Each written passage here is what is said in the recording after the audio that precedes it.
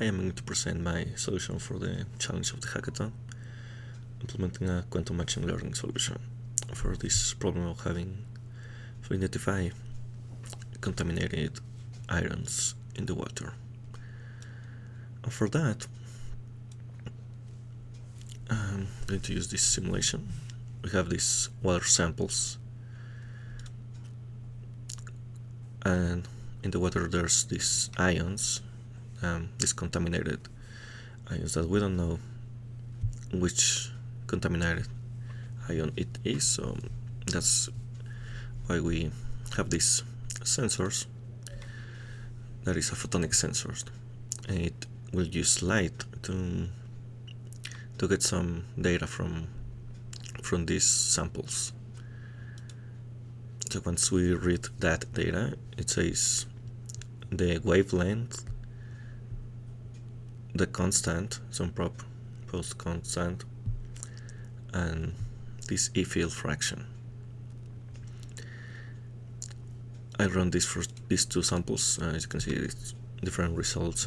Based on that results, the algorithm should do this prediction to classify what's the ion that's present in that sample. So that's exactly the goal of this challenge. So when we run this quantum machine learning prediction, the idea is we can get the predicted ion that is present in that sample, and then we can take action to clean this water, or to decide what to do with this water, knowing what's the contaminated ion present in it. And for that, I found that we have this data set of 4 kind of ions, and named C0, C1, C2, and C3. Found that, for example, C2 are pretty easy to detect. It has these particular features are easy to predict, and the hardest one seems to be C3. Its features are not so easily predictable. So I end up with these kind of results. First, I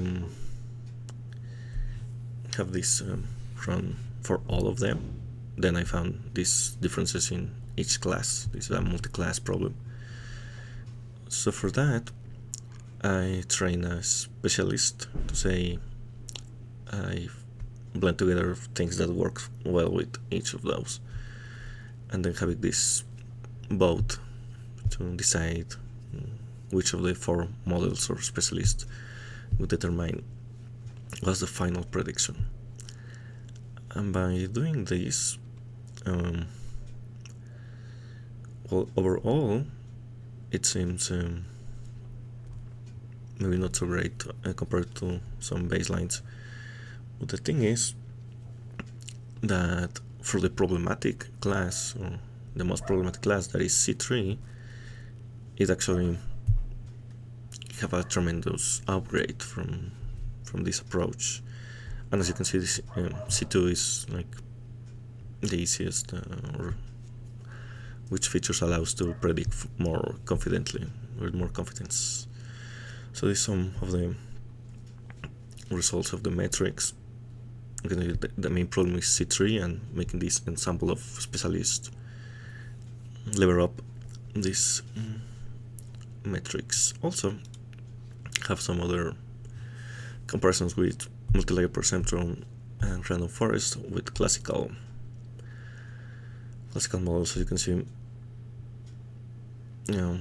also making this enhanced version have some drawbacks in other ones. For example, making C3 better makes C0 worst.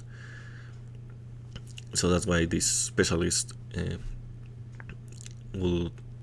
So we don't try to identify a C0 with this model, but with its own one. So we keep the models that works best for each class.